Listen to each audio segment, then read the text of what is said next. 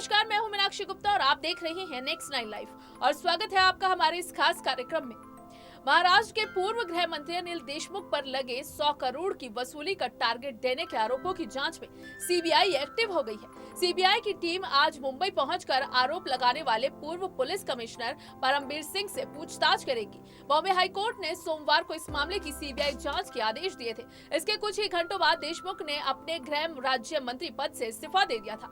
सोमवार देर रात ही उन्होंने कांग्रेस के वरिष्ठ नेता और वकील अभिषेक मनु सिंघवी से मुलाकात की है। माना जा रहा है कि सीबीआई जांच के खिलाफ वो सुप्रीम कोर्ट में अपील कर सकते हैं। सीबीआई की एक टीम कुछ ही देर में मुंबई पहुंचने वाली है। इस टीम को हिमाचल प्रदेश कैडर के 2006 बैच के आईपीएस अभिषेक दुलार हेड कर रहे हैं। माना जा रहा है कि टीम सबसे पहले परमबीर सिंह का बयान दर्ज करेगी। आईआईटी दिल्ली से इलेक्ट्रॉनिक इंजीनियर करने वाले दुलार स्टेट विजिलेंस और एंटी करप्शन ब्यूरो को भी संभाल चुके हैं। वो शिमला, मंडी और कुल्लू के पुलिस अधीक्षक रहे हैं। विजिलेंस डिपार्टमेंट में उनके काम को देखते हुए ही उन्हें इस केस की जिम्मेदारी सौंपी गई है। ऐसे में ये माना जा रहा है कि सीबीआई परमबीर सिंह से 10 अहम सवाल कर सकती है। तो चलिए पहले आपको बताते हैं कौन से हैं वो 10 सवाल जो परमबीर सिंह से पूछे जा सकते हैं। परमबीर सिंह से पूछा जा सकता है कि आपको कब और कैसे 100 करोड़ की वसूली के बारे में जानकारी मिली, इसे डिटेल में बताएं। दूसरे नंबर पर उनसे पूछा जा सकता है कि सचिन वाजे ने जब इस मामले का खुलासा किया तो आपने सबसे पहला क्या कदम उठाया। तीसरे नंबर पर उनसे पूछा जा सकता है कि आपने इस वसूली मामले को रोकने का प्रयास किया या नहीं, आपने कोई भी एफआईआर या शिकायत क्यों नहीं दर्ज करवाई। चौथे नंबर पर उनसे ये सवाल पूछा जा सकता है कि 16 साल तक सस्पेंड रहने पर सचिन वाजे को किस आधार पर फिर से बहाल किया गया, इसमें आपकी क्या भूमिका थी। वहीं पांचवें नंबर पर उनसे सीबीआई पूछ सकती है कि क्राइम ब्रांच में कई सीनियर होने के बावजूद उन्हें क्यों सीआईयू का हेड बनाया गया। छठे नंबर पर उनसे पूछा जा सकता है कि प्रोटोकॉल नियम को दरकिनार करते हुए वाजे सीधे आपको क्यों रिपोर्ट करते थे। सातवें नंबर पर सीबीआई उनसे पूछ सकती है कि आपने उनके ज्वाइन करने के तुरंत बाद लगभग सभी बड़े महत्वपूर्ण केस उन्हें क्यों सौंपे।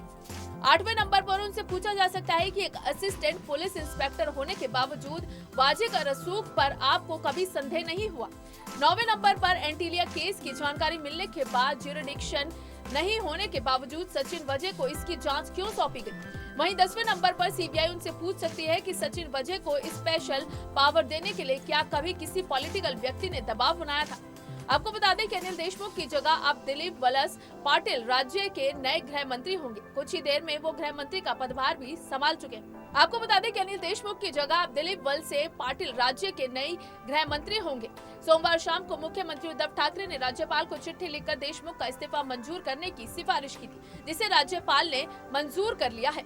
देशमुख के इस्तीफे के बाद महाविकास अघाड़ी सरकार में तालमेल की कमी से सवाल उठ रहे हैं। असल में कहा जा रहा है कि शिवसेना देशमुख का इस्तीफा बहुत पहले से चाह रही थी, लेकिन एनसीपी के दबाव में सीएम कोई कठोर कदम नहीं उठा पा रहे थे। हालांकि एक रिटायर्ड जज की अध्यक्षता में जांच कमेटी गठित किए जाने के बाद से माना जा रहा था कि शिवसेना देशमुख का इस्तीफा चाहती है। उधर एनसीपी देशमुख के खिलाफ तत्काल एक्शन की जगह उनके मंत्रालय को बदलना चाहती थी, लेकिन हाईकोर्ट की सीबीआई जांच के आदेश के बाद सीएम ठाकरे ने जजमेंट की कॉपी मंगवाई और ये संकेत दिया कि वो जल्द इस मामले में कार्रवाई कर सकते हैं। इसके बाद ही माना जा रहा है कि देशमुख ने इस्तीफा दिया है।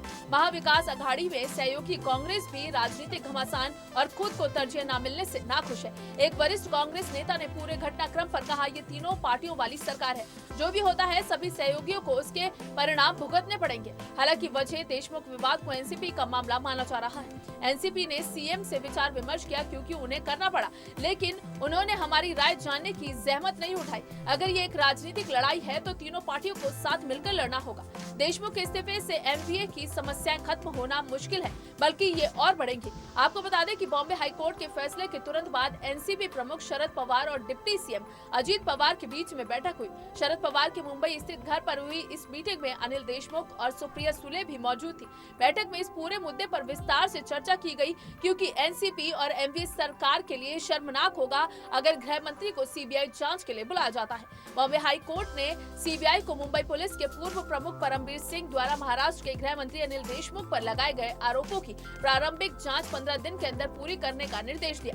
मुख्य न्यायाधीश दीपांकर दत्ता और न्यायमूर्ति गिरीश कुलकर्णी की खंडपीठ ने कहा यह असाधारण और अभूतपूर्व मामला है जिसकी स्वतंत्र जांच होनी चाहिए। पीठ 3 जनहित याचिकाओं पर सुनवाई कर रही थी। बता दें कि 25 मार्च को परमबीर सिंह ने अनिल देशमुख के खिलाफ सीबीआई जांच का अनुरोध करते हुए आपराधिक PIL दाखिल की थी, जिसमें उन्होंने दावा किया कि देशमुख ने निलंबित पुलिस अधिकारी सचिन वाजे समेत अन्य पुलिस अधिकारियों को बार और रेस्टोरेंट से 100 करोड़ रुपए की वसूली करने को कहा। हालांकि अनिल देशमुख ने इन आरोपों से इनकार कर दिया था। फिलहाल के लिए बस इतना ही। बाकी देश और दुनिया से जुड़ी ताजा तमाम अपडेट्स के लिए आप जुड़े रहिए नेक्स्ट नाइन लाइव के साथ। और अगर आपको हमारा वीडियो पसंद आया है तो इसे लाइक, शेयर एंड कमेंट जरूर करें। साथ ही साथ हमारे चैनल नेक्स्ट नाइन लाइव को भी जरूर सब्सक्राइब करें।